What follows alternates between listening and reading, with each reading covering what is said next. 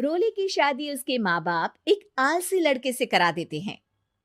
चलो, रोली की शादी हुई और हमने गंगा नहाई। और क्या, बेटियां तो होती ही हैं बोझ। हाँ, पर अब क्या चिंता, उतार तो दिया बोझ तुमने, अब वो लोग समझे। ससुराल में रोली का पति कहता है, देखो, मैं कोई काम नहीं करता, ये बात तुम्हारे मम्मी पापा को बता दी थी मैंने।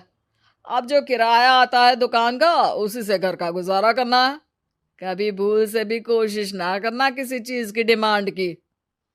क्या मम्मी पापा को पता था कि आप कोई काम नहीं करते? और क्या, बड़ा अच्छे से पता था। उन लोगों को तो तुम बोझ लगती थी, बोल रहे थे कि बस शादी कर लो और कोई मतलब नहीं है। रोली को यह सुनकर बहुत गुस्सा आता है, लेकिन करती भी तो क्या, क्योंकि वो जानती थी कि उसके माता पिता ऐसे ही हैं। जैसे तैसे रोली दिन काट रही थी। रोली को एक प्यारी सी बेटी होती है। धीरे धीरे वो बड़ी होती है और उसके साथ उसकी जरूरतें भी बढ़ती जाती है। सुनिए जी, अब तो सिमी बड़ी हो रही है, उसका स्कूल में दाखिला कराना है। मैंने अब तक तो जैसे तैसे समय काट लिया, लेकिन मैं बच्ची की परवरिश में कोई कमी नहीं रखूंगी। अरे क्या है यार, अब तो लगता है कोई ना कोई काम ढूंढना ही पड़ेगा। अब पति रोज काम की तलाश में जाता और बिना किसी काम के वापस आ जाता। रोली समझ जाती है कि पति के अंदर अब काम करने की क्षमता नहीं है। वो बेटी को उच्च शिक्षा देने के लिए कुछ करना चाहती थी, लेकिन करती तो क्या करती।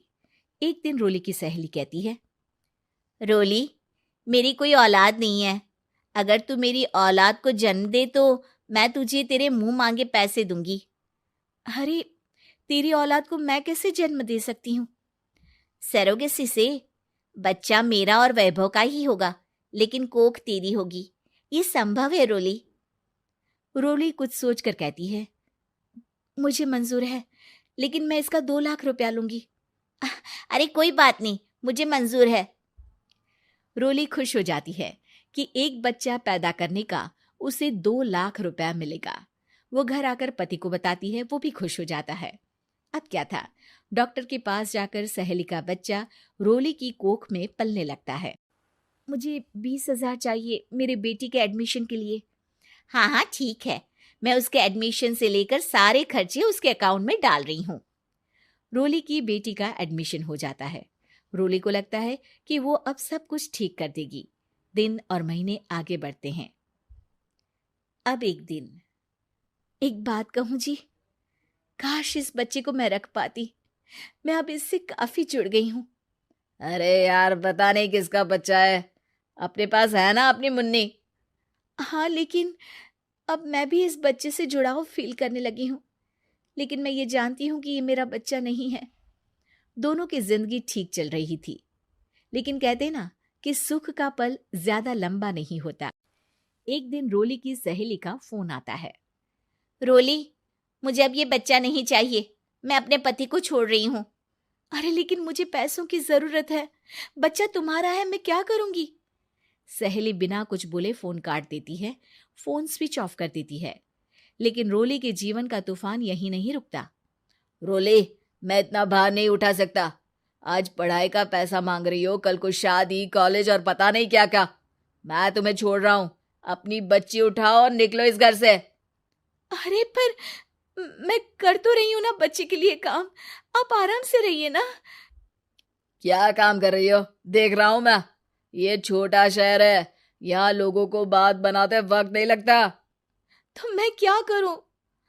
ज्यादा पढ़ी लिखी नहीं हूं, कैसे घर के खर्चे चलाऊं? और आप तो काम करना ही नहीं चाहते। हाँ, ना चाहता हूं और ना ही करूंगा। रोली को पति की बात पर काफी गुस्सा आ जाता है। ठीक है, अगर मेरे जीवन में संघर्ष ही लिखा है तो वही सही। इस वक्त पति होने के नाते आपको मेरा साथ देना चाहिए था, लेकिन नहीं, आपने तो इस हाल में मुझे घर से बाहर निकालने की बात कह डाली। देखो, ये सारी फालतू की बातों के लिए वक्त नहीं है मेरे पास। रोली, जिसकी कोख में किसी और का बच्चा था और साथ छोटी सी बेटी, पति का घर छोड़कर रास्ते पर आ जाती है। रोली के पास मायके के सिवा दूसरा कोई रास्ता नहीं होता। अरे रोली कैसी है? कितने दिनों के लिए आई है? हमेशा के लिए माँ। वो माँ को सारी बात बता देती है। ओए लड़की, इतनी हिम्मत का काम कर लिया। अरे ना ना, यहाँ कोई जगह नहीं है। तुम तो अपना बोरिया बिस्तर उठाओ और निकलो यहाँ से। रोली के पास अब मायके का रास्ता भी नहीं बचता। वो चुपचाप बच्ची को लेकर जा रही थी कि उसे दर्द होता है और वो डॉक्टर के पास चली जाती है और फिर वहां वो एक प्यारे से बेटे को जन्म देती है। कितना प्यारा है। कितने अभागे हैं इसके माँ बाप जो इसके पैदा होने पर भी नहीं है।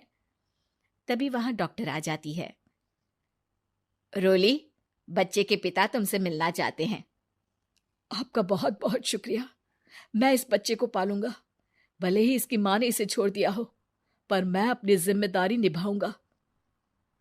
तो क्या आप मुझे इसके पैदा करने के लिए जिन पैसों की बात हुई थी वो भी देंगे? हाँ, और साथ ही आप चाहें तो मेरे घर में रहकर मेरे बच्चे की देखभाल भी कर सकती हैं। मैं उसके लिए आपको सैलरी दे दिया करूंगा। रोली को लगता है कि जैसे भगवान ने उसके लिए सुकून का रास्ता खोल दिया। वो अब मुकेश के साथ उसके घर चली जाती है, जहां रहकर वो उस बच्चे की देखरेख करती है। अब मुकेश के घर को रोली अच्छे से संभाल लेती है। उसके लिए खाना बनाने से लेकर बच्चों की देखभाल और घर की देखरेख। धीरे धीरे मुकेश को रोली से प्यार हो जाता है। रोली, तुम्हारी बेटी और मेरा बेटा बिल्कुल भाई बहन की तरह साथ रहते हैं। हाँ, आखिर है तो एक ही कोख के बच्चे, अटैचमेंट तो होगा ही ना।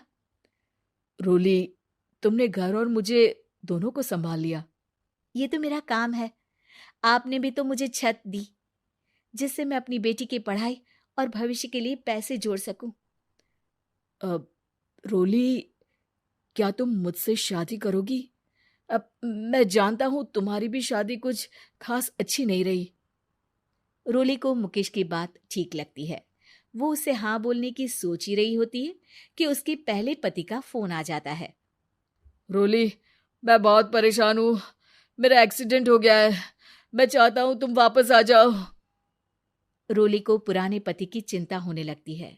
वो सोचती है कि वो क्या कर रही थी। हाँ हाँ ठीक है, मैं आ रही हूँ। हाँ रोली, आ जाओ, लेकिन बच्ची को कहीं हॉस्टल में छोड़कर आना, क्योंकि मैं नहीं चाहता कि हम लोगों के बीच फिर से वो सारी बातें हो।